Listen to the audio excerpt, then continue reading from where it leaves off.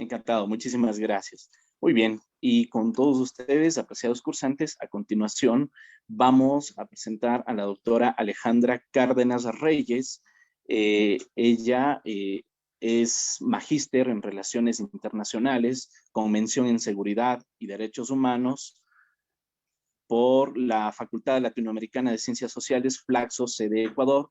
Además, es magíster en estudios latinoamericanos de la Pontificia Universidad Javeriana de Colombia y doctora en jurisprudencia y abogada de los tribunales de la República de la Universidad Central del Ecuador.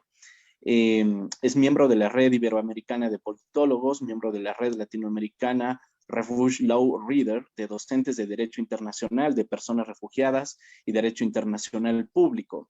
En su experiencia docente destaca como profesora de la Universidad de las Américas en materias como Derecho Internacional Público, Derechos Humanos y de la Naturaleza, Sistema Interamericano de Derechos Humanos, Derecho Internacional Humanitario y Derecho de Integración.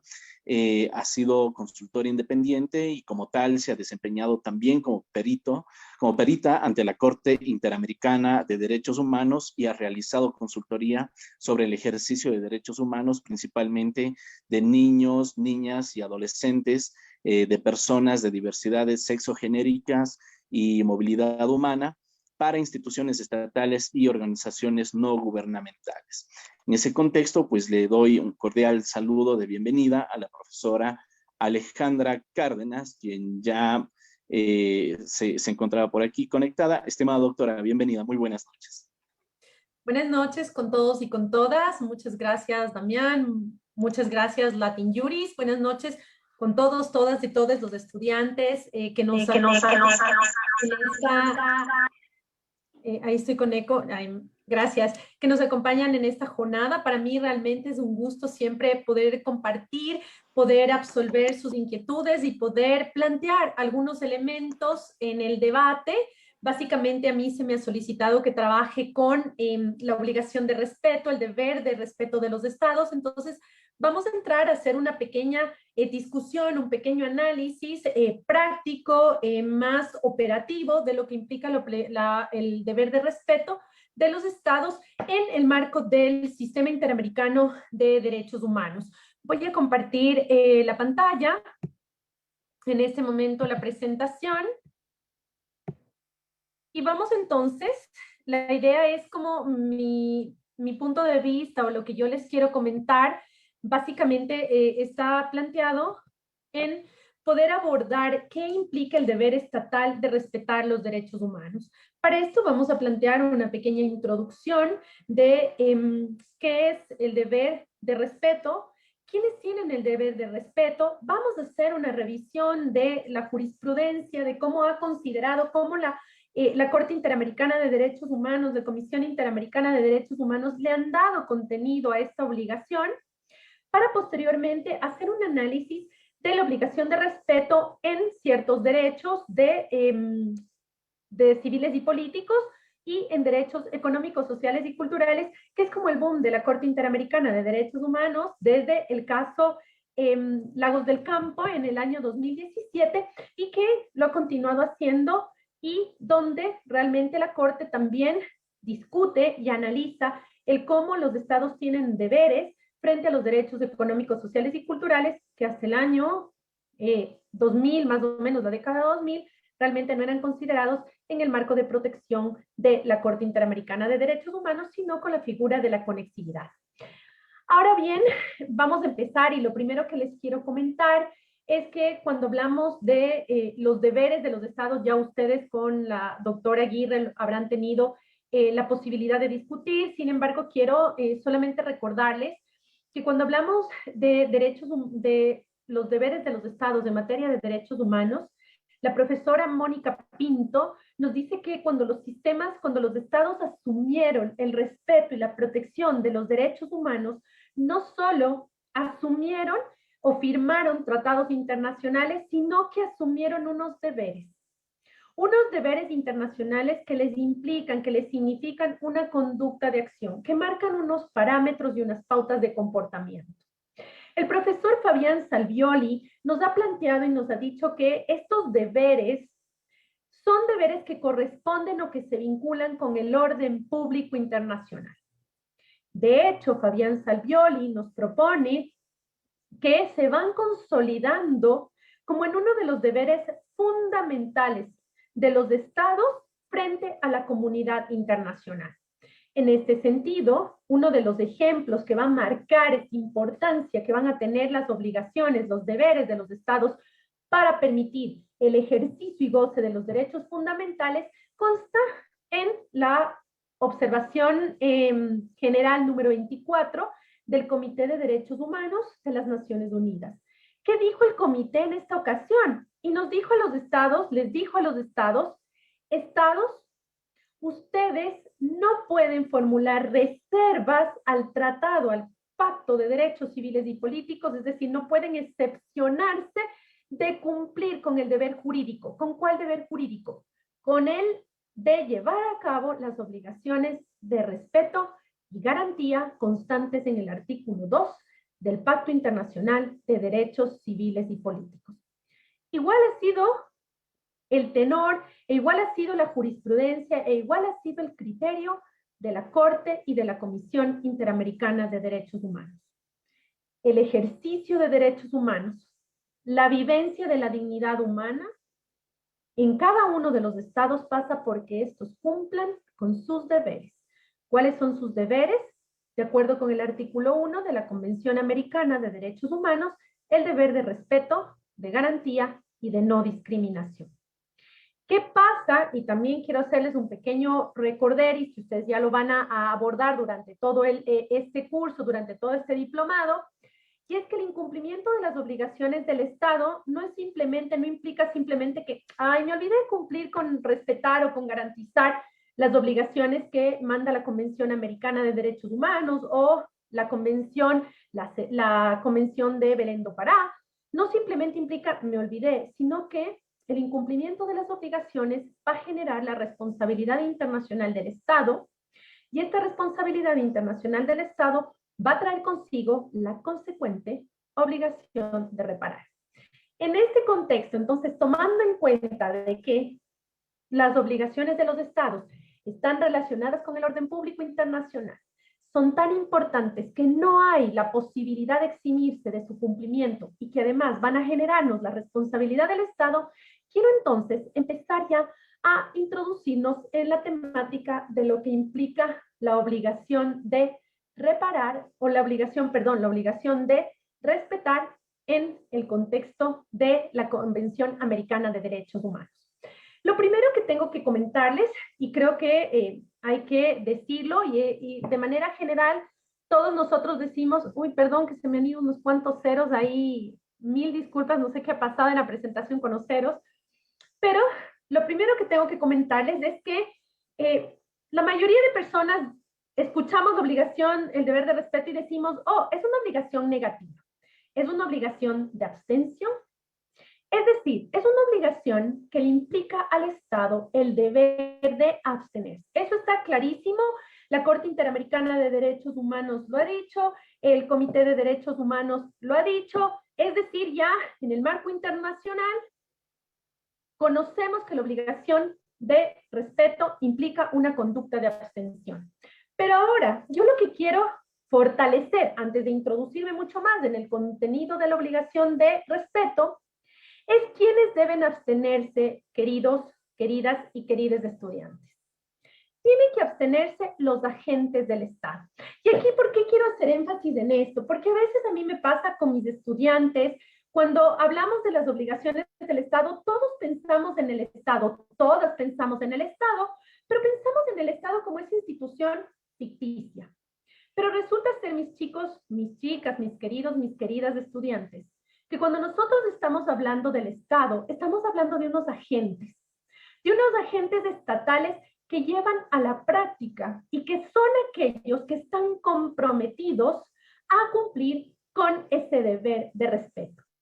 ¿Quiénes son los agentes del Estado? El artículo 225 de nuestra Constitución nos lo dice de manera muy clara, y vamos a entender que agentes del Estado son quienes se encuentran en las 5 funciones del Estado: función ejecutiva, función legislativa, función judicial, función de transparencia y control social. función electoral. Además, los miembros de los gobiernos autónomos descentralizados. Además, aquellos funcionarios, funcionarias públicas de las empresas creadas por el Estado para cumplir con la misión constitucional o de aquellos organismos, instituciones creadas para cumplir con la obligación estatal. Entonces, yo les había traído acá esta imagen. Claramente, siempre que hablamos de las obligaciones del Estado, de la obligación de abstención, de la obligación de respeto, pensamos en el ejército. Pero resulta ser que no solo son las Fuerzas Armadas, no solo es la policía la que debe abstenerse de incurrir en violaciones de derechos humanos, sino que son todos los agentes del Estado. Y aquí quiero recordarles el caso de Paola Guzmán Albarracín, donde el Estado ecuatoriano se le adjudicó la responsabilidad internacional por haber incumplido su obligación de respeto. ¿Por qué? Porque Paola Guzmán Albarracín, una adolescente de 14 años, fue víctima de violencia sexual por parte ¿de quién? De agentes del Estado, dice la Corte Interamericana de Derechos Humanos, el vicerrector del colegio público, agente del Estado. Entonces, cuando nosotros hablamos de las obligaciones del Estado, no hablamos del Estado como entelequia y como institución, sino que ese Estado y esa institución tiene unos agentes que llevan a la práctica, que cumplen con la misión del Estado. Agentes que tienen que abstenerse, que tienen que cumplir con las obligaciones del Estado. En el caso del deber de respeto, que tienen que no incurrir, no hacer conductas que violenten, menoscaben, impidan el ejercicio y goce de los derechos humanos. Segundo concepto clave, importancia de las obligaciones en el marco internacional. Segundo, ¿quiénes son los que deben cumplir con esta obligación de respeto, la obligación de abstención? Los agentes del Estado. Todos los agentes del Estado consagrados en el artículo 225 de la Constitución nuestra, y por supuesto que se materializan en representantes de las funciones del Estado, gobiernos autónomos descentralizados, servidores públicos de empresas públicas y de organismos o instituciones creadas para cumplir la misión constitucional. Ahora sí, vamos a ver, como les decía, si nosotros abrimos la Convención Americana de Derechos Humanos, vamos a encontrarnos que el artículo 1 ya nos plantea y nos dice cuáles son los deberes del Estado frente a la realización de los derechos que marca esa Convención Americana. La Convención Americana es un instrumento muy rico, es un instrumento muy importante en el marco de los estados que formamos parte de la OEA. ¿Pero por qué es importante? Porque va a marcarnos cuáles son las obligaciones del Estado, va a establecer un catálogo de derechos. Si bien es cierto que en su mayoría son civiles y políticos, el artículo 26 se refiere a los derechos económicos, sociales y culturales. Nos va a contar cómo se interpreta la Convención Americana de Derechos Humanos, nos va a contar además cuáles son los órganos, nos va a establecer y va a crear dos órganos para llevar a la práctica esos derechos y monitorear que los estados cumplan con esas obligaciones. Y por ende, si nosotros vemos el artículo 1, nosotros vamos a ver que claramente los estados, cuando ratificaron la Convención Americana de Derechos Humanos, asumieron la obligación de respeto, la obligación de garantía y la obligación de no discriminación. Yo siempre les invito a mis estudiantes a leer el artículo 1 de la Convención Americana y les digo, bueno, y ahora, ¿qué es respetar? ¿Qué es garantizar? Obviamente, respetar y garantizar podría ser interpretado desde la buena voluntad de cada uno de los estados, es decir, desde la visión subjetiva de cada uno de ellos, pero para evitar esto, la jurisprudencia de la Corte Interamericana de Derechos Humanos, así como de los comités de Naciones Unidas, ha interpretado cuál es el alcance de las obligaciones. Y en este caso vamos a centrarnos en el alcance de la obligación de respeto, del deber de respetar. La Corte Interamericana de Derechos Humanos en muchas ocasiones ya se ha pronunciado específicamente en la década de los 80, pero de manera contundente lo hace en su primera sentencia contenciosa, en el caso Velázquez Rodríguez versus Honduras, en la sentencia de 1988. ¿Qué es lo que plantea? Y aquí me parece que me gusta muchísimo empezar por aquí. Y la sentencia nos recuerda, la Corte Interamericana le recuerda a los estados que los derechos humanos constituyen un límite al poder del Estado. Y la Corte Interamericana nos dice, cuando hablamos del artículo 1.1 de la Convención Americana y nos vamos a referir a la obligación de respeto, estamos diciendo que la función pública, el ejercicio de la función pública tiene unos límites. ¿Cuáles son esos límites? Los derechos humanos, que son atributos inherentes a las personas y en consecuencia, dicen, los derechos humanos son superiores al poder del Estado. Por tanto, nos dice, la protección de los derechos humanos va a implicarle un límite a la acción del Estado. Por eso hablamos de que la obligación de respeto, el deber de respetar, es un deber de abstención. Y la Corte Interamericana de Derechos Humanos, en este caso, en el caso Velázquez Rodríguez, cita su opinión consultiva del año 1986, la opinión consultiva número 6, y nos dice, mire, yo ya en 1986 dije y establecí que cuando hablamos del deber de respeto, tenemos que mirar que los derechos humanos no pueden ser limitados por la arbitrariedad de los estados. Los derechos humanos incluyen esferas individuales en los que el Estado no puede penetrar, no puede violentar. Y si penetra, lo hace de manera limitada. Pero jamás lo va a hacer de manera ilimitada. En este sentido, la Corte se ratifica en el sentido de que la obligación de respeto limita el poder del Estado. Le pone unos límites a la acción estatal, obligándole a abstenerse de incurrir en conductas que puedan generar violaciones, vulneraciones, menoscabo al ejercicio y goce de derechos humanos. Pero ¿qué pasa a partir de ahí? Es decir, estamos hablando del caso Velázquez Rodríguez, un contexto de Honduras, donde vemos una dictadura militar, donde vemos desapariciones forzadas, ejecuciones extrajudiciales, y estamos hablando realmente de 3 décadas atrás. Entonces, ¿qué es lo que ha ido haciendo la Corte Interamericana de Derechos Humanos? Y la Corte Interamericana de Derechos Humanos ha ido fortaleciendo muchísimo el deber de respeto. Así, con respecto al derecho a la vida, la Corte Interamericana de Derechos Humanos, en el caso Ortiz y otros versus Venezuela, nos ha dicho que cuando hablamos del derecho a la vida, los estados tienen la obligación de respetar. ¿Y qué implica la obligación de respetar? Implica la prohibición de privar la vida de una persona de manera arbitraria. Es decir, los agentes tienen que abstenerse. Los agentes del Estado no pueden de ninguna manera incurrir en una violación del derecho a la vida. Además, que también otro de los temas en los que nos ha hablado y que ha desarrollado de manera bastante contundente la Corte Interamericana es con respecto al derecho a la libertad. Es decir, nos ha dicho el artículo 7 de la Convención Americana de Derechos Humanos establece el derecho a la libertad y obviamente para que los ciudadanos y las ciudadanas ejercen el derecho a la libertad, los estados están en la obligación de abstenerse de incurrir en detenciones arbitrarias.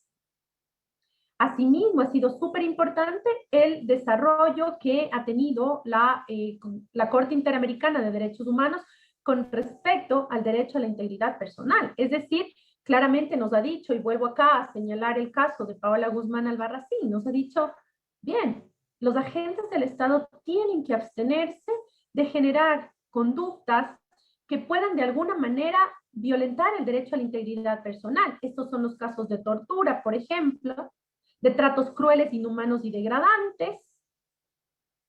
Implica también, por ejemplo, el caso de autoridades de colegios, de universidades públicas, agentes del Estado. Los agentes del Estado no pueden generar conductas que vayan a poner en riesgo el ejercicio de los derechos humanos. Otro de los temas súper importantes que me parecía necesario que tengamos en cuenta, y es cuál ha sido la postura de la Corte Interamericana frente a la obligación de respeto, al deber de respeto, con referencia al artículo 8 de la Convención Americana de Derechos Humanos, es decir, el derecho a las garantías judiciales. ¿Qué nos ha dicho la Corte Interamericana? Y nos dijo en el caso Reverón Trujillo versus Venezuela, lo volvió a decir en el caso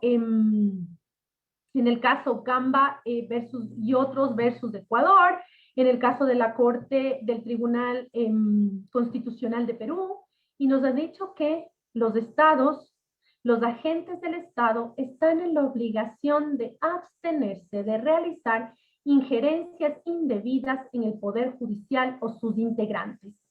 Cuando se discute y cuando se analiza el caso del cierre de la Corte Suprema de Justicia en Ecuador, el cierre del Tribunal Constitucional, la Corte Interamericana de Derechos Humanos mira el caso Reverón Trujillo versus Venezuela, mira el caso del Tribunal Constitucional de Perú y nos dice, ya les he dicho yo, que materializar el acceso a la justicia, a las garantías judiciales, implica recordar que los agentes del Estado deben abstenerse de realizar injerencias indebidas en el Poder Judicial. Y otra vez vuelve a recordarnos que el deber de respeto es un deber que limita el poder del Estado. Asimismo, también nos ha dicho la Corte Interamericana de Derechos Humanos que en cuanto al derecho para acceder a las garantías judiciales, es súper importante que los agentes del Estado se abstengan de violentar el derecho al debido proceso. Incluso se cuestiona y plantea la Corte Interamericana de Derechos Humanos en el caso Camba y otros versus Ecuador, que cuando hablamos de debido proceso también hablamos de lo que implica los juicios políticos y la necesidad de que las personas que van a ser destituidas por un juicio político o que van a ser sometidas a un juicio político y su posterior destitución, están en el derecho, tienen el legítimo derecho de gozar el debido proceso, pero además la obligación del Estado de que se respete, de que se abstengan de incurrir en prácticas que pongan en riesgo este derecho básico en los procesos, sea de cualquier índole que sea. Ahora, ¿qué es lo que ha pasado frente a los derechos económicos, sociales y culturales? Les había comentado, incluso, no sé si ustedes vieron en la cita textual del caso Velázquez Rodríguez, la Corte Interamericana de Derechos Humanos hace una mención expresa a las obligaciones de los estados frente a los derechos civiles y políticos, y dice, siempre que las obligaciones de los estados son de respeto y garantía, principalmente frente a los derechos civiles y políticos que constan en esta convención. Sin embargo, con el caso Talía González Luis versus Ecuador en el año 2016, ya empezamos, la Corte Interamericana empieza a plantearse la justiciabilidad de los derechos económicos, sociales y culturales, pero es ya en el año 2017 donde la Corte Interamericana de Derechos Humanos, en el caso Lagos del Campo versus Perú, asume la protección de los derechos económicos, sociales y culturales de manera directa, no en conexividad, no en relación con los derechos civiles y políticos, sino de manera autónoma. Y es súper interesante el voto concurrente del juez Ferrer MacGregor, quien nos dice y quien reflexiona y dice, miren, me gusta mucho esta sentencia, porque aquí la Corte Interamericana de Derechos Humanos plantea los derechos económicos, sociales, culturales y ambientales, los DESCA, no solo desde la progresividad o no regresividad, sino que, dice el juez Ferrer MacGregor, nosotros empezamos a pensar ya que el artículo 26 de la Convención Americana, que se refiere a derechos económicos, sociales, culturales y ambientales, también tiene que ser leída desde las obligaciones y desde los deberes de respeto y garantía. Es decir, ya no solo miramos los estados cumplen progresivamente con los derechos económicos como el derecho a la salud, el derecho a la educación, el derecho a la seguridad social, sino que tenemos que analizar, tenemos que investigar si los estados cumplen con las obligaciones para ser efectivos de estos derechos, pero ¿con qué obligaciones? Con las obligaciones de respetar y garantizar. Vamos a mirar cuánto los agentes del Estado se abstienen de no incurrir en prácticas que impidan el ejercicio de derechos económicos, sociales y culturales. Así, por ejemplo, en el caso San Miguel Sosa y otras versus Venezuela, básicamente la Corte analiza el derecho al trabajo. Y aquí nos dice, vamos a mirar el tema de los despidos intempestivos y vamos a mirar, obviamente, desde el debido proceso, desde el acceso a la justicia, pero vamos a mirarlo desde el derecho al trabajo. Ya no de manera relacionada con un derecho civil, sino de manera autónoma. Y vamos a mirar cómo el Estado del Perú, de Venezuela, cómo el Estado de Venezuela no se abstuvo, cómo sus agentes no se abstuvieron de incurrir en despidos que no fueron justificados, en despidos que no eran justificados, sino que lo hicieron de manera arbitraria. Ahora, también la Corte Interamericana de Derechos Humanos ha seguido evolucionando y así uno de los casos también muy importantes, una de las reflexiones de la Corte Interamericana de Derechos Humanos muy importante, es la que tiene en el caso Cuscuel-Pivaral y otros versus Guatemala. ¿Qué nos dice en este caso? Y aquí retoma y nos dice, miren, yo ya pensé en las obligaciones de los estados frente a los derechos económicos, sociales, culturales y ambientales. En mi observación, en mi opinión consultiva número 23, yo ya le respondí a Colombia y le dije que cuando hablamos de las obligaciones, cuando hablamos del respeto a los derechos humanos relacionados con la conservación ambiental, nosotros vamos a hablar de conductas relacionadas con las obligaciones de respeto y garantía de los derechos humanos. Entonces, la Corte Interamericana de Derechos Humanos ha dado un paso y nos ha dicho no solo tienen que abstenerse los estados frente a los derechos clásicos, el derecho a la libertad de expresión, el derecho a la vida, el derecho a la integridad personal, el derecho de acceso a la justicia, sino que además con respecto a los derechos económicos, sociales y culturales.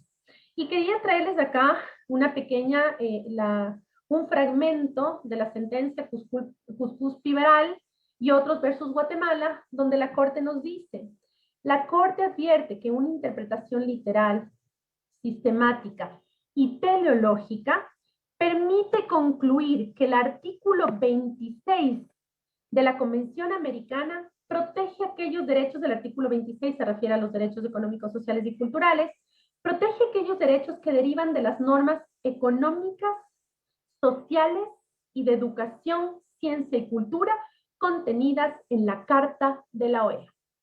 Los alcances de estos derechos deben ser entendidos en relación con el resto de las demás cláusulas de la Convención Americana, por lo que están sujetas a las obligaciones generales contenidas en los artículos 1.1 y 2 de la Convención y pueden ser sujetos de supervisión por parte del Tribunal en términos de los artículos 62 y 63 del mismo instrumento. Es decir, la Corte Interamericana de Derechos Humanos básicamente aquí nos está diciendo que la obligación de respeto, la obligación de abstenerse, también incluye el deber de los agentes del Estado de no impedir el ejercicio a los derechos económicos, sociales, culturales.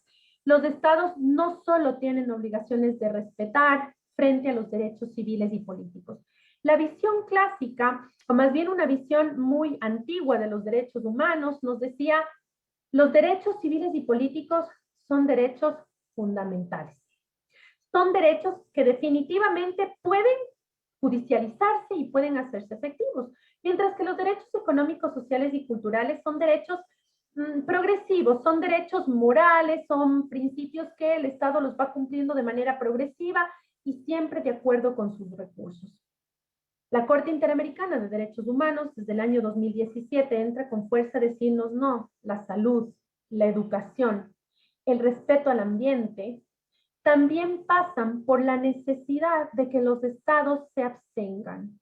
No solo nos hacen medidas programáticas para cumplir con esos derechos. Es verdad, Fabián Salvioli nos dice, las obligaciones, los deberes de respeto y garantía están íntimamente relacionados. Es decir, para efectos académicos, para efectos de comprensión, separamos las obligaciones, el deber de respeto, el deber de garantía, el deber de no discriminación, el deber de proteger.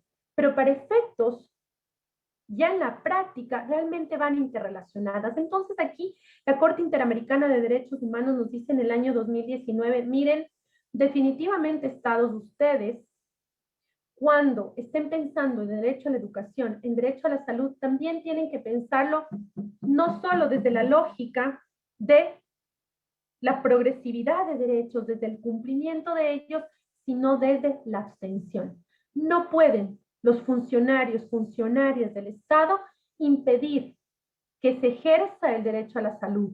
No pueden impedir que se ejerza el derecho al trabajo. No pueden impedir, deben abstenerse de violentar el derecho a la cultura. Y aquí es muy interesante porque cuando la Corte Interamericana de Derechos Humanos analiza los derechos económicos, sociales y culturales, analiza el alcance de estos derechos, lo va a hacer a la luz de los estándares que ha fijado el Comité de Derechos Económicos, Sociales y Culturales de Naciones Unidas. Entonces nos va a decir, usted tiene que abstenerse de impedir el acceso a la salud, usted no puede, tiene que abstenerse de impedir el acceso al agua, es decir, nos vuelve y nos dice hay más derechos. Y esas obligaciones se amplían a todos esos derechos. Y además es algo súper interesante que nos marca esta sentencia en el caso Cuscús-Pivaral, porque la Corte Interamericana de Derechos Humanos está mirando a la Carta de la OEA y a la Declaración Americana de Derechos Humanos y nos está diciendo, miren, la Carta de la OEA se crea para garantizar no solo derechos civiles y políticos, sino se crea también para garantizar derechos económicos, sociales y culturales. Y desde esa lógica, la Declaración Americana de Derechos Humanos los fusiona los dos. Si bien es cierto que posteriormente tenemos una Convención Americana de Derechos Humanos y su protocolo adicional de San Salvador que establece los derechos económicos, sociales y culturales, hoy la jurisprudencia de la Corte Interamericana de Derechos Humanos nos invita a pensar que cuando hablamos de la obligación de abstención, de la obligación que limita el poder del Estado, estamos hablando de esa obligación frente a todo el catálogo de derechos establecido en la Declaración Americana de Derechos Humanos y el catálogo que se forma de la Convención Americana y su protocolo adicional de San Salvador relativo al ejercicio de derechos económicos, sociales y culturales. Ahora, otro de los temas que me parece a mí que es muy importante es poder plantear que la obligación de respeto tiene que ser leída de la mano de la obligación de no discriminar.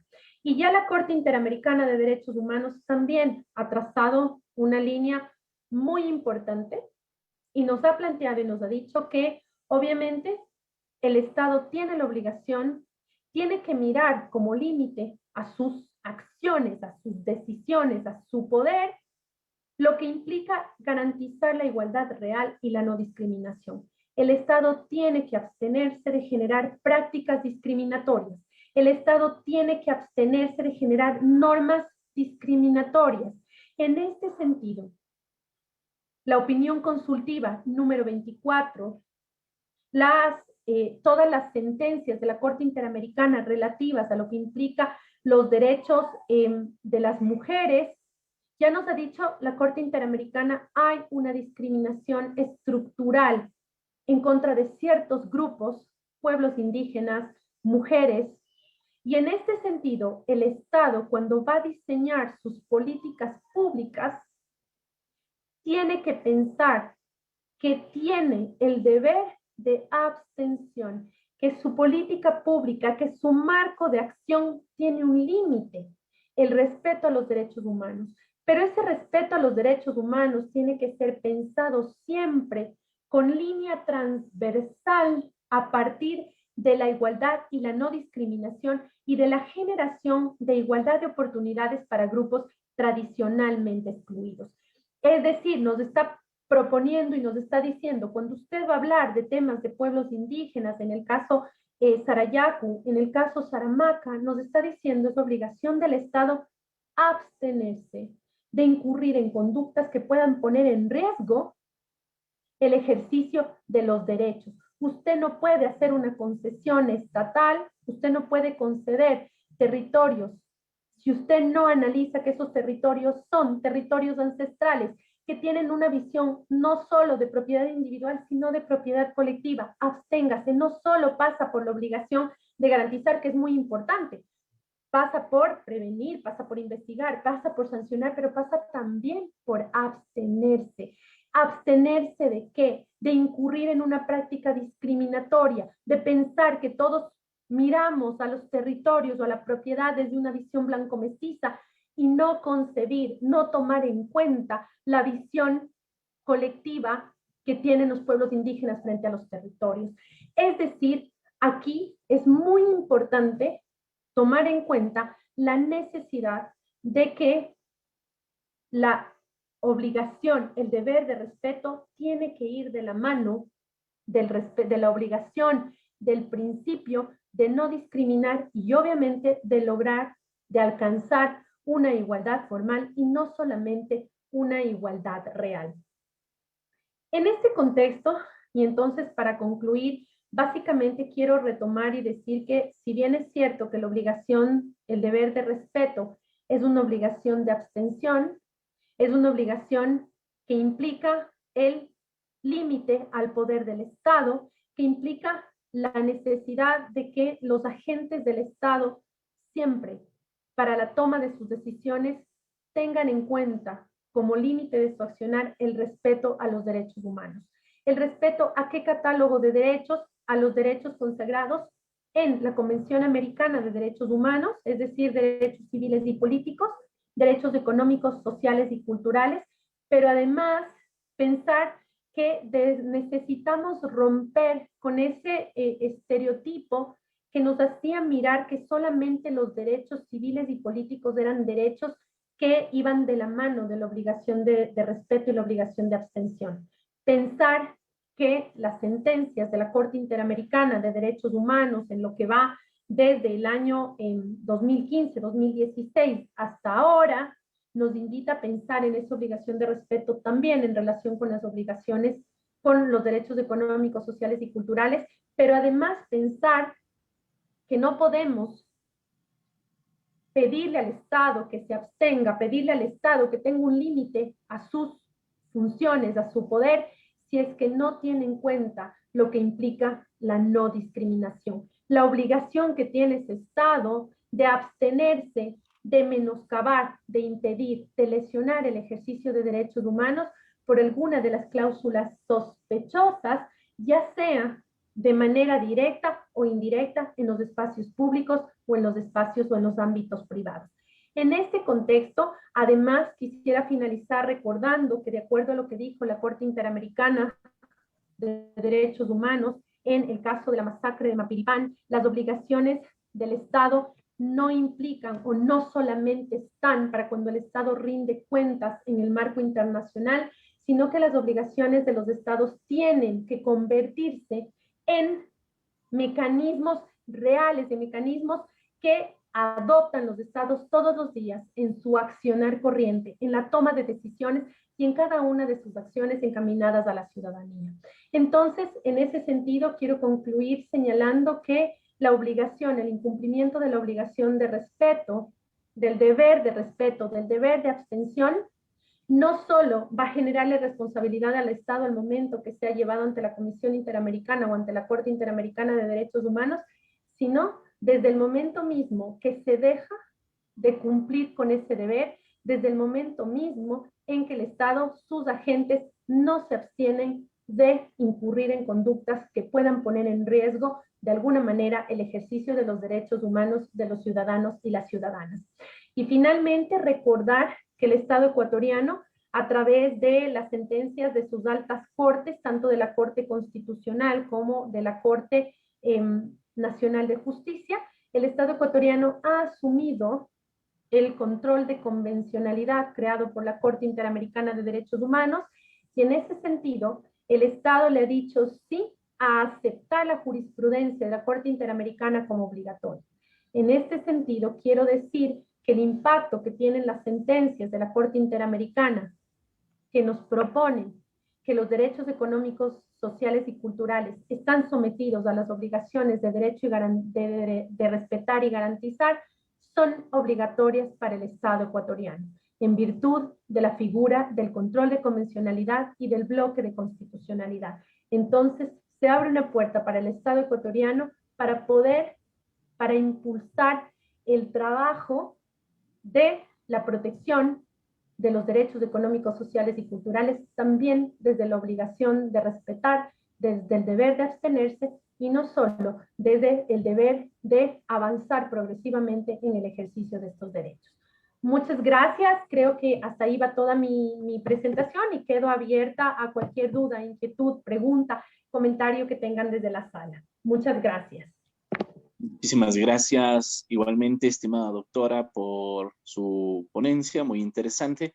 Sí, tenemos por aquí levantada la mano de algunos cursantes. En el orden que fueron levantando la mano, voy a cederles el uso de la voz. En primer lugar estaba Celso Escobar y luego vamos con Carla López. Lo escuchamos, estimado Celso. Muchas gracias, distinguido doctor. Muchas gracias. Felicidades a las ponentes. Ha sido muy enriquecedor su reflexión. No obstante, quisiera preguntarle a la doctora Cárdenas con respecto a cuál sería o cuál es el concepto que tiene la Corte Interamericana de Derechos Humanos con respecto al Estado. Es decir, normalmente cuando llegan a salir estas sentencias condenatorias, van en ese sentido, condena al Estado X o Y en materia de vulneración. Y esto me hace pensar que realmente no es todo el órgano, todo el Estado, el responsable de vulnerar derechos humanos, sino específicamente ciertas personas de carácter físico que representan en su oportunidad una función pública y que evidentemente tienden a vulnerar estos derechos. Y va en el siguiente tenor, porque finalmente cuando se finca una responsabilidad en materia de derechos humanos, evidentemente los ciudadanos tendremos incluso que pagar indemnizaciones o a lo que proceda, y ahí es donde decimos, espérame, formo parte del Estado, pero yo no fui responsable. ¿Por qué tendría yo que asumir una obligación de la cual finalmente fue un particular? Entonces, tal vez por ahí, porque incluso viene en el sentido de que si hay alguna deuda que adquiere el Estado de carácter internacional por políticos X o Y, finalmente todo el Estado, toda la población tenemos que responder sobre las mismas. Que hay una cuestión de corrupción, a todos nos fincan los platos rotos, como decimos por acá en México. Entonces, en materia de derechos humanos, ¿qué es o cómo se entiende en stricto sensu al ente tan magnánimo o a la vez tan perverso, porque lo es todo y a la vez no es nada, que es el Estado, distinguida doctora? Disculpe por extensión de la expresión. Gracias. Voy respondiendo a cada una de las preguntas, ¿sí, no? Sí, adelante. Qué buena pregunta, realmente yo creo que siempre nos hacemos y esa pregunta está rondándonos en la cabeza a todos y a todas, pero realmente aquí tenemos que recurrir a la definición, y ya no solo del derecho internacional de los derechos humanos, sino al derecho internacional público. Cuando hablamos de derecho internacional público, cuando hablamos de las relaciones internacionales y del sistema internacional, quien da la cara es el Estado. Entonces ahí hablamos de la responsabilidad objetiva. La responsabilidad objetiva implica que le responsabilizamos al Estado por la política de Estado, por la acción del Estado, independientemente de la persona que ejecutó esa decisión. No obstante, ha habido muchas sentencias en las que la Corte Interamericana de Derechos Humanos, como un mecanismo de reparación, dispone al Estado que se abra el proceso de investigación y que se establezca la responsabilidad subjetiva. Es decir, a la Corte Interamericana, a la Comisión Interamericana, a los comités de Naciones Unidas no les corresponde, pero esto no en función del derecho internacional de los derechos humanos, sino en general del derecho internacional público. En el marco internacional dan la cara a los estados, excepto ante la Corte Penal Internacional, que es el único órgano que después del Estatuto de Roma permitió que en el marco internacional se juzgue y se establezca la responsabilidad individual de los sujetos. Ahí la Corte nos ha dejado, y hay ciertos casos en los que pide reapertura de los procesos, en los que nos habla de la cosa juzgada fraudulenta, donde nos dice no se pueden cerrar procesos donde hay escondidas violaciones de derechos humanos y donde se está generando la impunidad. Reabre el proceso. En el caso Paola Guzmán Albarracín, yo creo que todos los ecuatorianos y las ecuatorianas esperábamos que la Corte le diga al Estado ecuatoriano, abre el proceso y juzgue. No lo dijo, yo ahí no sé por qué, hay veces en las que sí nos manda a los estados a investigar, a sancionar, a llegar al fondo del asunto, pero hay situaciones en las que no.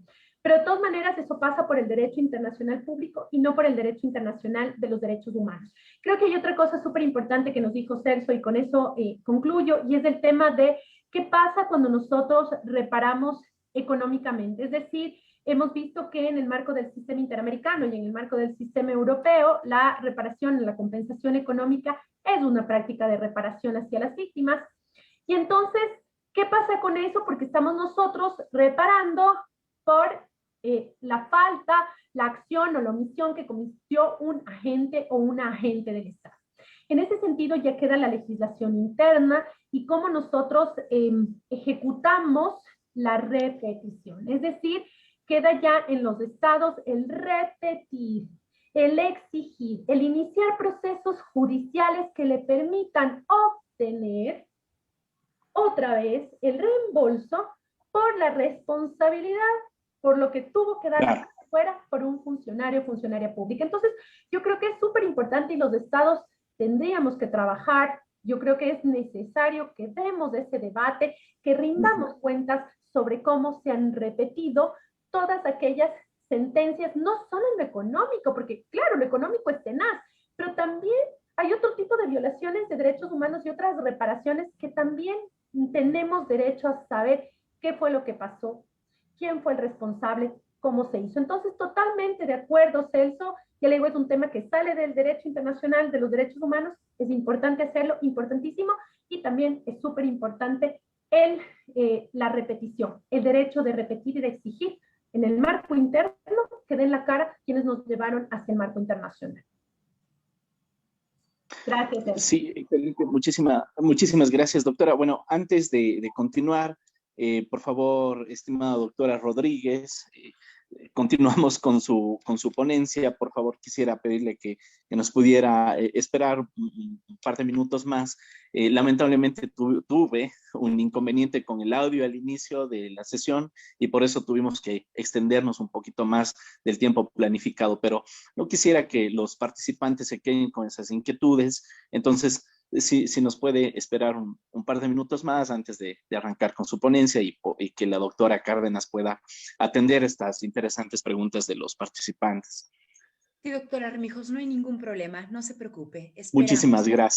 Muchísimas gracias, doctora. Bien, entonces le cedo la palabra a continuación a Carla López y posteriormente vamos con María del Cisne Tobar. Carla, le escuchamos. Buenas tardes, doctora. Buenas tardes, compañeros. Quisiera agradecer por la excelentísima ponencia con respecto a la obligación de la obligación de respeto. Quisiera preguntar con respecto a si existe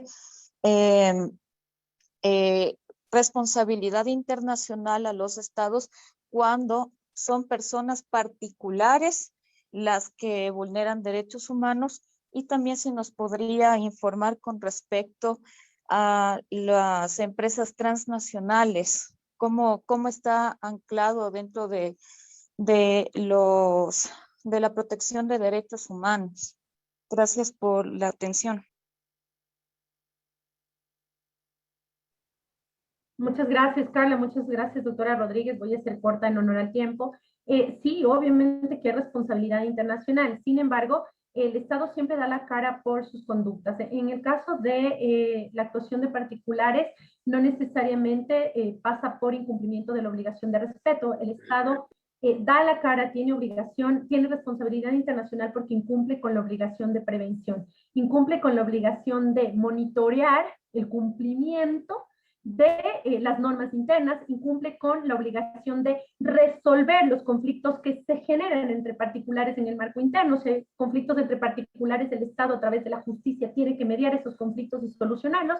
Y en el caso de las empresas transnacionales, hay un informe súper importante de la Comisión Interamericana de Derechos Humanos, donde analiza cuál es el rol de las empresas transnacionales en el ejercicio de derechos humanos, y obviamente que el rol superior está en el Estado, en monitorear, vigilar, establecer estándares que tienen que cumplir estas empresas para el respeto y la promoción y protección de derechos humanos. Carlita, muchas gracias.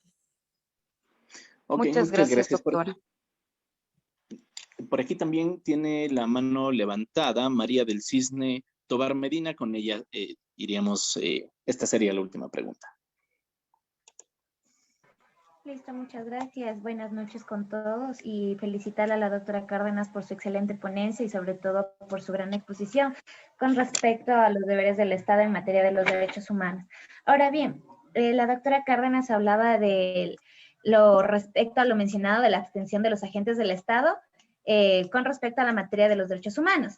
Sin embargo, se desea mencionar y preguntar sobre todo cuál fue la acción o la opinión de la Corte Interamericana con respecto a la ley Mordaza establecida en el Ecuador por el expresidente Rafael Correa, ya que la misma implicaba una clara violación, según lo indica el artículo 13 de la Convención Americana, la cual disponía que toda persona tiene derecho a la libertad de pensamiento y de expresión, y el cual comprende la libertad de buscar, recibir y difundir informaciones e ideas de toda índole.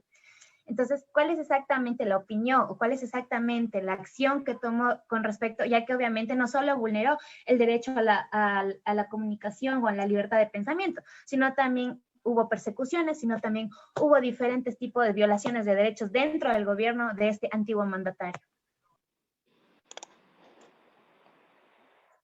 Muchas gracias, María del Cisne, qué interesante tu pregunta, y yo creo que aquí, y además nos permite desarrollar un tema vital. Cuando la Corte Interamericana de Derechos Humanos se pronuncia. Entonces creo que debemos saber que la Corte Interamericana tiene dos mecanismos para pronunciarse. Su primer mecanismo es el conocimiento de peticiones individuales de violaciones de derechos humanos, es decir, quejas con víctimas concretas de violaciones de derechos humanos, pero no llega directamente la víctima a la Corte, sino que primero tiene que pasar por la comisión. Es decir, cuando hay violaciones concretas, pero además cuando las violaciones concretas no han logrado satisfacerse en el marco interno de los estados, es decir, cuando el Estado no ha cumplido con las obligaciones, no ha investigado, no ha sancionado, no ha reparado a quienes han violado los derechos humanos, entonces va a la Comisión Interamericana, luego a la Corte. El segundo espacio que tiene la Corte Interamericana para pronunciarse en la protección de los derechos humanos son las opiniones consultivas, es decir, donde la Corte interpreta el alcance de la Convención Americana y otros instrumentos centrales del sistema interamericano. En este sentido, no se le ha solicitado a la Corte Interamericana, aún no ha llegado ante la Corte Interamericana denuncias con respecto a la ley de comunicación, que hoy por hoy ya sabemos que está siendo reformada, ha llegado una propuesta de nueva ley. Sin embargo, sí quiero comentarte, María del Cisne, que ante la Comisión Interamericana de Derechos Humanos, la relatoría de la Comisión Interamericana de Derecho a la Libertad de Expresión sí manifestó en algunas ocasiones sus puntos de vista con respecto a esta ley y la posible vulneración o incumplimiento de las obligaciones del Estado frente al derecho a la libertad de expresión. Entonces, ahí es la comisión la que de alguna manera, a través de estas relatorías, tiene la posibilidad de pronunciarse sin necesidad de que estemos hablando de denuncias individuales, de situación de víctimas concretas, porque cuando tenemos víctimas concretas tenemos que agotar la vía interna, tenemos que demostrar que agotamos la vía interna para conectarnos con la vía internacional. El sistema internacional siempre va a ser subsidiario, María del Cisne, es decir, tenemos que demostrar que el Estado no pudo, que el Estado es incapaz de garantizarnos nuestros derechos, y entonces ahí sí recurrimos a la vía internacional. Te invito a revisar los pronunciamientos de la relatoría de la Comisión Interamericana de Derechos Humanos sobre el derecho a la libertad de expresión y nuestra ley de comunicación, que son súper interesantes, súper chéveres, sin que eso implique que puede llegar a la Corte, porque no tiene la Corte la facultad para hacerlo. Gracias, María del Cisne, muchas gracias a todos y a todas, espero haber respondido sus inquietudes. Muchísimas gracias, igualmente, estimada doctora, ha sido un honor.